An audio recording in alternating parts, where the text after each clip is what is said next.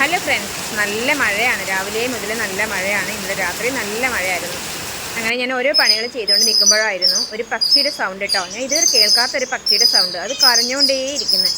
അപ്പം ഞാൻ ഓടിച്ചെന്ന് നോക്കിയിട്ടോ. തൊട്ടപ്പുറത്തെ വീട്ടിലെ പ്ലാവിൻ്റെ ഇലയിലാണ് ആ പക്ഷിക്കുട്ടി ഇരിക്കുന്നത്. പക്ഷേ ഏതോ വലിയ പക്ഷിയുടെ കുഞ്ഞാണ്. അപ്പോഴാണ് ഞാൻ അവിചാരിതമായി കണ്ടത് നമ്മുടെ പൂത്താങ്കുരുവികളുണ്ടല്ലോ, മിച്ചറൊക്കെ കടയിൽ തിന്നാൻ വരുന്നത്. അവർ എന്തൊക്കെയോ ആ പക്ഷിയുടെ വായിൽ കൊണ്ട് കൊടുക്കുന്നു.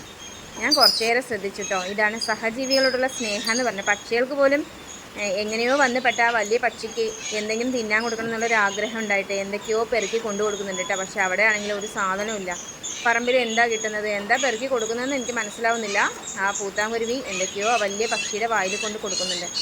കാണാൻ നല്ല വലിയ പക്ഷിയാണ്, പക്ഷേ ഏത് പക്ഷിയുടെ കുഞ്ഞാന്ന് മനസ്സിലായില്ല കേട്ടോ. എങ്ങനെയോ വഴിതെറ്റി വന്ന് പെട്ടതാവാനാ സാധ്യത. നല്ല മഴയോ അല്ലേ.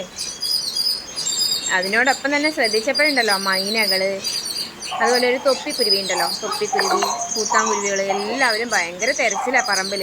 എന്തേലും കൊണ്ടു കൊടുക്കാൻ വേണ്ടിയിട്ടാണെന്ന് തോന്നുന്നു.